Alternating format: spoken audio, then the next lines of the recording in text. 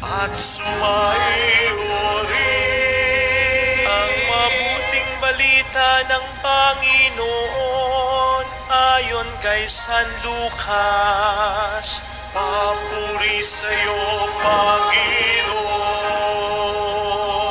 Nang linggo ding iyon, ang dalawa sa mga alagad ay patungo sa isang nayong tinatawag na Emmaus. May 11 kilometro ang layo sa Jerusalem. Pinag-uusapan nila ang mga pangyayari. Samantalang nag-uusap sila at nagtatanungan, lumapit si Jesus at nakisabay sa kanila. Siya'y nakita nila, ngunit hindi nila nakilala agad. Tinanong sila ni Jesus, ano ba ang pinag-uusapan ninyo? At tumigil silang nalulumbay. Sinabi ng isa na ang pangalay Cleopas, kayo lamang po yata ang dayuhan sa Jerusalem na hindi nakakaalam sa mga bagay na katatapos pa lamang nangyari roon. Anong mga bagay? Tanong niya, sumagot sila, tungkol kay Jesus na taga Nazaret, isang propetang makapangyarihan sa gawa at sa salita, maging sa harapan ng Diyos at ng mga tao. Isinakdal siya ng aming mga punong saserdote at mga pinuno upang mahatulang mamatay. At siya ay pinako sa krus. Siya pa naman ang inaasahan naming magpapalaya sa Israel. Hindi lang yan. Ikatlong araw na ngayon, mula nang mangyari ito, nabigla kami sa ibinalita ng ilan sa mga babaeng kasamahan namin. Maagang maaga raw silang nagpunta sa libingan at hindi nila natagpuan ang kanyang bangkay. Nagbalik sila at ang sabi, nakakita raw sila ng isang pangitain. Mga anghel na nagsabing buhay sa Jesus. Pumunta rin sa libingan ng ilan sa mga kasamahan namin at gayon nga ang natagpuan nila. Ngunit hindi nila nakita sa Jesus. Sinabi sa kanila ni Jesus, kaya hangal ninyo. Ano hindi nyo mapaniwalaan ang lahat ng sinabi ng mga propeta? Hindi ba't ang Mesiyas ay kailangang magbata ng lahat ng ito bago niya kamtan ang kanyang marangal na katayuan? At ipinaliwanag sa kanila ni Jesus ang lahat ng nasasaad sa kasulatan tungkol sa kanyang sarili, simula sa mga aklat ni Moises hanggang sa sinulat ng mga propeta. Malapit na sila sa nayong kanilang patutunguhan at si Jesus ay waring magpapatuloy pa ng lakad. Ngunit siya'y pinagkapigil-pigil nila. Tumuloy na po kayo sa amin, anila, sapagkat palubog na naman ang araw at tumidilim na. At sumama nga siya sa kanila. Nang siya'y kasalo na nila sa hapag, dumampot siya ng tinapay at nagpasalamat sa Diyos. Saka pinaghati-hati at ibinigay sa kanila. Nabuksan ang kanilang paningin at nakita nila si Jesus. Subalit, siya biglang nawala. At nawi ka nila, kaya pala kayo ng pakiramdam natin habang tayo'y kinakausap sa daan at ipinapaliwanag sa atin ang mga kasulatan. Noon di tumindig sila at nagbalik sa Jerusalem. Narat na nilang nagkakatipon ng 11 at ang ibang mga kasama nila nag-usap-usap. Muli kang nabuhay ang Panginoon, napakita kay Simon. At isinalaysay naman ng dalawa ang nangyari sa daan at kung paano nila siyang nakilala ng paghati-hatiin niya ang tinapay. Ang mabuting balita ng Panginoon. Pinupuri ka namin, Panginoong Jesucristo.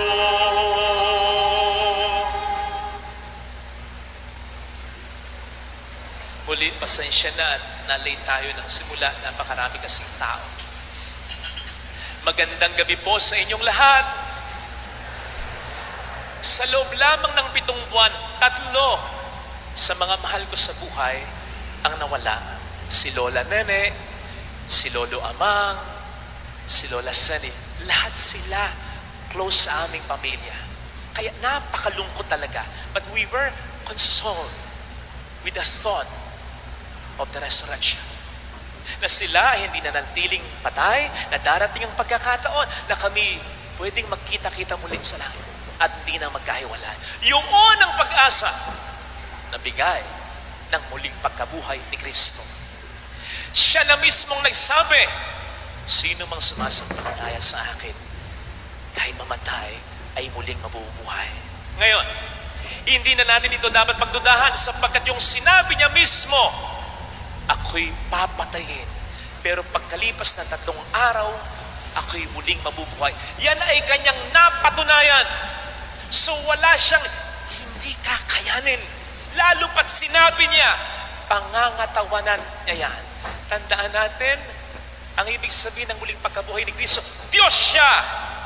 Lahat kaya niya. Diyos siya. Lahat ng sinabi niya, totoong talaga. Kamakailan ay may nag-viral na lamay. Bakit nag-viral? Sa halip na malungkot, may nag-concert. Kaya maraming tumaas ang kilay. Kahit yung mga guhit lang yung kilay, tumaas din yung kilay. Dapat daw pinagluluksa.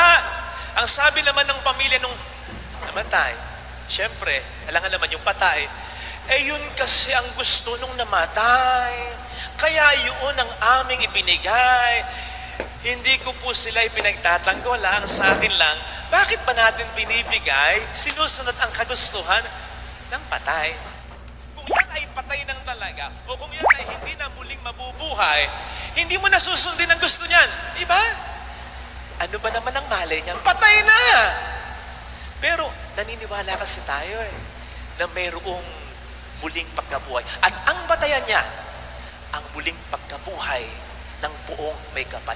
Ganon kahalaga ang pagdiriwang na ito. Yun ang pag-asang bigay sa atin ni Kristo. Gayon pa man, ang pag-asa ng muling pagkabuhay dapat ay hindi lang naman natin pakinabangan pagdating lang ng ating kamatayan. Sapagkat alam natin, batay sa ating karanasan, kahit tayo nabubuhay, nakakaranas na rin tayo ng iba't ibang uri ng pagkamatay. Yun lang, iwan ka ng pinakamamahal mo. Pagkamatay yun. Yun lang, nawalan ka ng trabaho, kailangan ng pamilya mo, kamatayan yun. Sumadsad ang negosyo, kamatayan yun. Nagkasakit ka ng malumaong mahal mo, kamatayan yun. Iniwan ka, binaliwala ka, kamatayan yun. Hindi nagtapos ng pag-aaral ang anak mo, ng mag-asawa, nakatagpo ng walang hiyang asawa, kamatayan yun para sa isang ina, para sa isang ama. Yung iba nga dito, kahit buhay pa, parang patay na. Bakit wala nang gana sa buhay? Dahil sa dami ng mga problema, kamatayan yan. Hindi mabat ang simula ng kamatayan ay kawalan ng pag-asa. At kahit sino sa atin po pwedeng mamatay dahil sa problema. Lahat tayo po pwedeng malagay sa ganyang mahirap na sitwasyon. Kung yung kamatayan sinasabi natin, una-una lang yan. Ganon din ang isang matinding problema. Una-una lang yan. It's just a matter of time. Kaya, napakahalaga ng muling pagkabuhay ni Kristo sapagkat ang hatid nitong pag-asa ay hindi lang kapag tayo'y tegi na. Ang hatid nitong pag-asa habang tayo'y nabubuhay pa. Lalong-lalo na kung papatayin tayong pilit ng mga problema. The good news is this.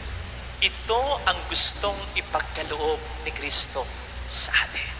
Kaya nga nang mamatay si Lazaro, sinalubong ni Marta si Kristo na parang devastated din. Parang patay rin siya. Wala siyang gana kasi namatay yung kapatid niya. Ano ang sabi ni Kristo kay Marta? Marta, mabubuhay muli ang kapatid mo. Ano sabi ni Marta? Opo. Alam ko pong muling mabubuhay ang kapatid ko sa huling araw. Sa huling araw. Ano sabi ni Kristo? Marta, ako ang muling pagkabuhay at buhay. Alalaong bagay sabi ng Panginoon, Marta, kaya ako narito, hindi lamang para buhayin ang namatay na kapatid mong si Lazaro. Kaya ako narito para bigyan din ng buhay ang buhay mo. Kaya hindi natin kinakailangang mamatay muna bago maramdaman ang biyaya ng pag-asa na muling pagkabuhay. Ang kinakailangan natin ay ang maniwala at tanggapin si Kristo sa ating buhay. Yung isurrender natin ng ating buhay sa Kanya, tumalikod sa pagkakasala. Siya ang mag-drive, magpatakbo ng buhay natin. I-surrender natin sa Kanya ang ating mga problema. Sabi sa Romans 8:11, if the spirit of Him who raised Jesus from the dead dwells in you, then He who raised Jesus from the dead will give life to your mortal bodies. Ang sabi, will give life to your mortal bodies. Hindi sinabing, will give life to your dead bodies. Ang sabi, magbibigay ang Espiritu ng buhay sa mamamatay mong katawan. Hindi pa patay yung katawan. Kasi yun ang biyayang pag-asa na dulot ng muling pagkabuhay, hindi lang kapag tayo namatay, kundi habang tayo nabubuhay, para bigyan tayo ng sigla, para bigyan tayo ng pag-asa. Katulad ng narinig nating pag-asa at sigla na ibinigay ni Kristo sa dalawang disipulo matapos sobrang malungkot dahil sa pagkamatay niya. Kaya pala gano'n na lamang ang pakiramdam natin. See? Hindi pa maliwanag sa kanila na si Kristo nga yung kaharap nila. Gano'n na yung pakiramdam nila. Kaya natin sineselebrate ito sapagkat hindi pa man tayo patay, napaghahandaan natin, napaglalabanan na natin ang kamatayan. Kasi sa totoo lang, tapos na ang laban. Ang sabi ni St. Paul, as regards the resurrection, O death, where is your power? Where is your victory? Where is your sting? Umisip po kayo ng pinakamatinding problema na pwede nating maranasan. Lagi ko sinasabi ito, di ba kamatayan? Kaya nga lagi natin sinasabi habang may buhay, may pag-asa. O ano yun? Pagpatay na, ala na. Ang pinakakapangyarihan ng kasalanan, kamatayan. Kaya nga yun yung binigay ng demonyo kay Kristo. Nag-super science siya. Mag-combined forces na tayo. Patay si Kristo. Yun yung pinakakapangyarihan niya. Kaya tuwan-tuwa sila. After 3 days, Jesus is back. Patay na. Doon na-realize ng demonyo, hindi niya kaya si Kristo. At yun ang alam ng demonyo. Kapag nakikita ang isang taong tinanggap si Kristo sa buhay niya, this man reminds him, the devil, of his defeat more than 2,000 years ago. Kaya ang ginagawa ng demonyo, pinapasinungalingan yon. Gusto si Kristo nga Gusto niyang bigyan ng identity crisis Kung talagang Diyos ka, Diyos na nga yun Tatanungin mo pa kung talagang Diyos ka? Ganun ang demonyo. Lalo na tayo. Bibigyan niya tayo ng identity crisis. Hindi ka anak ng Diyos. Hindi ka mahal ng Diyos. Ayaw na sa'yo ng Diyos. Pinabayaan ka na ng Diyos. Kasi alam ng demonyo, kung magpapakatotoo lang tayo sa ating identity, hindi niya tayo kakayanin. If the Spirit of Jesus dwells in us, nako, dapat yun ang lagi nating maisip. At maisip natin yun kapag nakasurrender kay Kristo ang buhay natin. Ang lagi nating maisip, tapos na ang laban. O sige, kayo, naka-experience na sigurado kayo ng laban ng inyong paboritong kupunan. Halimbawa, Hinebra. Replay na lang. Alam nyo, panalo yung Hinebra sa laban. Hindi nyo napanood yung laban. Ni-replay ninyo. Ni-replay. Habang nanonood kayo, nadadala kayo. Naaagawan. Lamang yung kalaban. Madadala ka. Pero, i-remind mo yung sarili mo. Hoy, magkanta nga. Panalo ka na Replay na lang yan So, dapat ganun ang sasabihin natin sa Diablo. Sinungaling Tapos na ang laban Ano ka na Kaya ko problemang ito sapagkat nakasurrender ang buhay ko kay Kristo. Kanina may salubong. Alam niyo yung salubong? Di ba? Yung inaalis yung lambong kay Mama Mary. Alam po ninyo, kanina sinabi ko dun sa nanay ko, bakit ganun ang tinuro mo sa akin? Ang turo sa akin dati ng nanay ko, kapag may salubong na, anak, bata pa ako, pray ka para yung lambong sa ulo ni Mama Mary hindi hanginin. Pray ka. Nagpe-pray na ako. Anak, pray ka para yung lambong sa ulo ni Mama Mary makuha at hindi sasabi dun sa corona. Pray na ako. Anak, pray ka pag nakuha na mula sa corona at smooth yung pagkakakuha, maipartible nung anghel na bata. Pray ako. Anak, pray ka para mailagay dun sa lobo at iparin ang lobo. Pray ako. Anak, pray ka para yung lobo, wag sumabit sa alambre, dun sa mga kuryente. Pray ako. Kasi kapag hindi nangyari yung mga sinabi ko sa iyo, anak, mamalasin tayo. Isipin po ninyo, yung torture sa akin nung anak, ng nanay ko, nung bata pa lang ako. Nakikita ko pa lang si Mama Mary nakalambog. Kinukuha pa lang.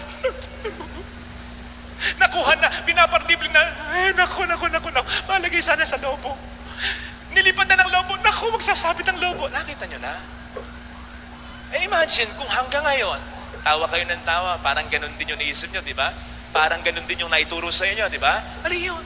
Mali yun. Kasi ang ibig sabihin nun, hindi pa tapos ang laban. Kasi ang ibig sabihin nun, yung kaligtasan natin buong taon, nakasalalay doon sa lambong. Ay naka, mahirap yan. Hindi ako aatin ng salubong pagganaw. Eh lalo na nung yung nangyari sa amin nung isang taon. Kung nandito kayo sa salubong namin nung isang taon, nangyari ganun rin. Yung batang pinapractice, nung practice okay, nung nandiyan na ayaw na, ayoko. Eh kung ganun yung pananaw mo, mabubuisit ka sa bata, di ba? Sisipin naman nanay niyan. Eh di buti na lang, may pumalit na bata.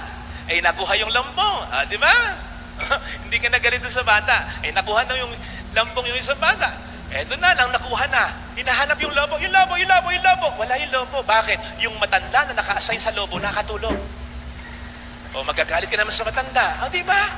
Isipin po ninyo kung saan nakasalalay ang lahat. Wala na. Basta, lagi mo isipin. Tapos na ang laban. Kaya wala tayong problema na hindi kakayaning mapagtagumpayan. Kahapon, nakaranas ako ng pagkamatay.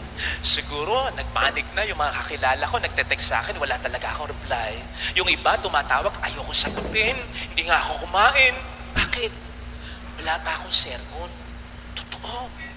Ang misa, 8 p.m. 6:55 na, wala pa akong sermon. Sabi ko, patay. Patay talaga. Alang sermon eh. Imagine that. Mula alas 6 ng umaga, gumising na ako. 6:55, wala pa. O ilang oras yun? Tagal. Kahit isang paragraph. Wala. So, ang ginawa ko, pumunta ako dito para magdasal. Hina ako ng backup, tulong kay Lord. Dito talaga ako nagdadasal. Itong mga Kwaresma, mahal na araw, dyan lang sa sacristy. Bakit? Ayaw ko dito. Hindi ako makapagdasal. Kayo ha? Yan pala sasabihin ko sa inyo. Yung mga bumisita dito, hindi nyo ako pinagdasal sa loob ng simbahan. Nagdadasal ako, magpapapicture kayo. Dadasal ako.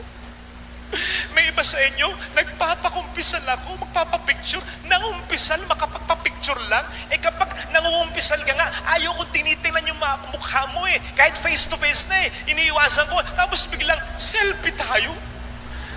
Ha! Kaya doon na lang talaga ako nagdadasal. So, bumaba ako ng sakristiya mula sa kwarto ko.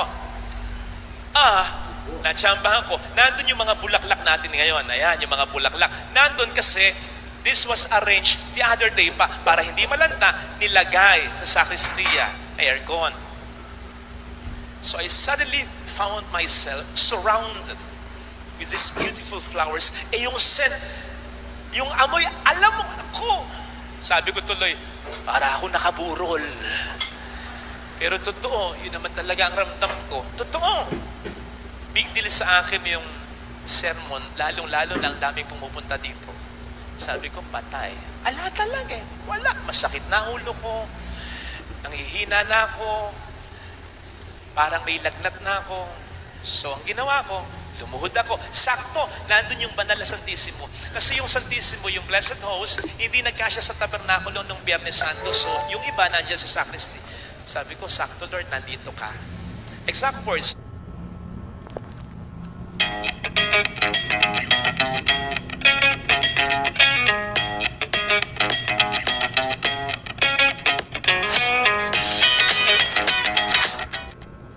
Nung nakaluhod ako, Lord,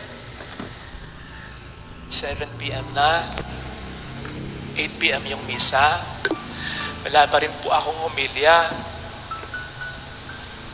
Kayo na po ang bahala, hindi ko na kaya. Mahirap sumumpa, pero please maniwala kayo, totoo, wala pang 5 minuto. Lord, salamat. Kasi pap.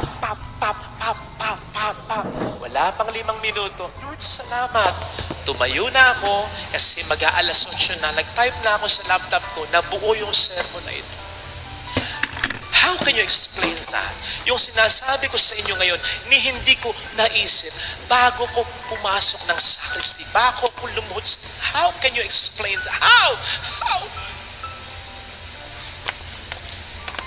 Kapatid, may naranasan ka bang problema na halos pumatay sa iyo? O kung may maranasan kang problema na halos mapatay sa iyo, tandaan mo yung karanasan ito, ha?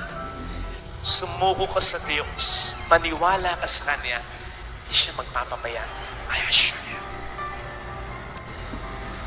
Gustong-gusto ko nga yung pagtatanong ni Kristo kay Marta, saan nakalibing yung kapatid mo? Alam naman ni Kristo kung saan nakalibing. Bakit tinanong pa niya? Gusto niyang magkusa si Marta na isama siya. Na para bang sinasabi ng Panginoon, Marta, masyado mong dinadala yung problema mong mag-isa. Samahan kita. Nasaan yung problema mo? Nasaan? Ayun! And the Lord is telling you right now, may problema ka sa asawa mo? May problema ka sa sakit mo? May problema ka sa pamilya mo? Sama mo ko. Sabay nating dadalhin ang... Yun naman ang sabi niya, di ba? Lumapit kayo sa akin, kayong nabibigatan sa inyong pasanin, at kayo bibigyan ko ng pahinga. Si Marta, Lord, 4 na araw na siyang patay. Mahaling aso na. Para bang na nating puntahan? Parang ikaw, parang ako, parang tayo. Lord, stage 4 na eh. Lana. Kaya sasabihin mo sa may stage 4, ipagpasa Diyos mo na lang. At parang sinasabi mo yun na, wala nang pag-asa, ipagpasa Diyos mo na lang. Parang sinasabi mo yun na, sentisya. Ganun na eh. Lord, ang tagal ko ng problema ito, hindi na magbabago ang asawa ko. Wala, hindi na kami mag-akaayos ng kapatid ko. Sad-sad na yung negosyo. Yun nga yung gusto niya eh. Imagine, nung namatay, naghintay pa na 3 araw, pwede namang nung namatay, buhay agad eh. Yung pakakabay ka. Actually, may mga nagte-text sa akin, mga kaibigan ko. Excited ako sa sermon. Bakit? Wala pa nga eh. Ganyan naman palagi, pag hirap na hirap. Biglang ibibigay niya. Gusto ng Lord ganon. Minsan, kasi kapag ibinigay niya yung tulong, hindi mo ma-overlook, hindi mo kailanman makakalimutan. Si Lazaro nga eh, pinuntahan ni Kristo, patay na eh. Pwede naman niyang puntahan habang may sakit eh. Ano sabi ng Panginoon? Nangyayari yon upang dakilain ng tao ang Diyos. Pagkatapos kong makagawa ng sermon, luhod ako, Lord, buhay kang talaga, gumagalaw kang talaga, kumikilos kang talaga. Kapatid! Bakit ito ang magiging sermon ko? Kung hindi ito ang gustong ipasabi ng Panginoon sa iyo. Ikaw na mayroong pinagdaraanan ngayon. Ikaw na mayroong pagdaraanan. It's just a matter of time. Lagi mong isipin to, ha? Muling nabuhay si Jesus. Ang ibig sabihin ng muling nabuhay si Jesus, Diyos si Jesus. Lahat kaya ni Jesus. Imagine, yung simbahang ito, tagal na nito. Ang dami nang naninira dito. At alin na lang natin yung naninira sa labas. Sa labas na yun eh. Ang bahay mas nasisira. Hindi sa labas, kundi sa loob. Anay. Mas sumisira ng bahay ang anay. Ang dami nang naging anay sa simbahang ito. Alam natin, Santo Papa, Kardinal, Obispo, Pare, Madre, nasira sa kapangyarihan, nasira sa pera, nasira sa babae, nasira sa... At hindi lang kami, kasama kayo dito. Hindi ko alam kung aaminin mo, pero ako aaminin ko, naging anay ako sa simbahan ito. Ang dami nating anak, pero nakatayo pa rin. Bakit? Makapangyarihan ang nagtatag nito. Ang sabi niya, hindi makapananaig ang kapangyarihan ng kamatayan ng kasalanan sa simbahan ko. Hindi tao ang nagtatag nito. Again, muling nabuhay si Kristo. Ibig sabihin nun, lahat ng sinabi niya totoo. Lahat ng nasasaad sa Bible, I will be with you always until the end of time. Malimot man ng ina ang anak niya, hindi kita kakalimutan. Mahal na mahal kita. Mas malakas ang pwersa ng mga panig sa iyo kaysa laban sa iyo. I will never, ever leave you nor forsake you. Ang dami niyan, wala isa man dyan ang hindi totoo. Bakit? Sinabi ni Kristo yan. Ang Diyos, hindi po pwedeng magsinungaling yan. Ang kinin mo, kapatid. Ang kinin mo. Ito sana ang ipagdasal nating biyaya sa banal na pagdiriwang na ito. Let us all be glad. Muling nabuhay si Jesus para sa iyo. Lagay natin ang ating kanang kamay sa tapat ng ating puso.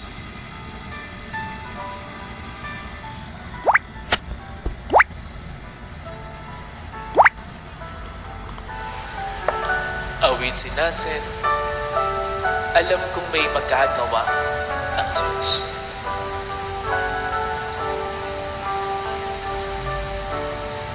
Alam kong may magagawa ang Diyos. Alam kong may magagawa ang Diyos. Alam kong may magagawa ang Diyos. Kung ako'y magtatapat, Kung ako'y magtatapat sa Kanya'y maglilingkod. sa Kanya'y maglilingkod. Alam kong may magagawa ang Diyos, makapangyarihan siya. Hindi lang siya makapangyarihan, ako ay mahal niya. Kaya alam kong diringgin ng Diyos. Ang samo. Dahil mahal niya ako. Ang samo. Alam kong diringgin ng Diyos ang samo mo. Alam kong diringgin ang Dahil Diyos alam niya na pinagdadaanan ko. Kung ako'y magtatapat, Kung ako'y magtatapat sa Kanya'y maglilingkod. sa Kanya'y maglilingkod. Alam kong diringgin ng Diyos ang samo mo. Diringgin ang Diyos Bigyan natin ang ating mga mata. samo. Panginoon, tulungan mo kong matanggap ka ng buong buo sa buhay ko. Talikdan ko ang mga kasalanan ko. Kapitan ka. Lalong-lalo na ngayon sa puntong ito ng buhay ko na hindi ko na alam ang gagawin ko. Sa problema ko, sa negosyo, sa trabaho, sa pamilya, sa tao na gusto kong magbago. Panginoon, tulungan mo ko. Alam ko namang tinutulungan mo ko. Tulungan mo lang akong mas maramdaman, mas paniwalaan ito sapagkat madalas mas tinatalo ako ng takot ko, ng pag-aalala ko. Kaya madalas inaapuran kita. Kasi parang hindi ko na kaya. Parang sagad na, parang hirap na. Lord, have mercy on me. Hallelujah. Hallelujah. Hallelujah. Salamatan siya. Siya ay balik sa atin. Hindi niya tayo iiwan. Hindi niya tayo mababayaan. At yan ay hindi lamang sa oras na kamalayan. Kahit tayo nabubuhay pa. Sa moment na maramdaman niya na tayo ay parang namamatay na, lalapit siya sa atin tulad sa mabuting balita. Bibigyan niya tayo ng pag-asa. Paniwalaan mo yan. Ginawa sa iba, gagawin ng Panginoon sa iya. Mayroong magandang mangyayari sa iyo. Name it. It will inspire your faith. Kung lalapit ka kay Jesus, anak ka ng Diyos, hindi ka matitis ng Diyos. Mayroong magandang mangyayari sa iyo. Hindi ka niya hindi ka nakakalimutan sa kita. Paniwalaan mo yan. Kung lalapit pinapaniwalaan mo yung sakit. Pinapaniwalaan mo yung problema. Pinapaniwalaan mo yung demoy. Bakit sis? Hindi mo paniwalaan ang pagmamahal niya sa iyo. Papuri sa Ama at sa Anak na Espiritu Santo. Kapara ng sa unang una, ngayon magpakailanman, magpasawlang hanggang amin. Magsitayo tayo.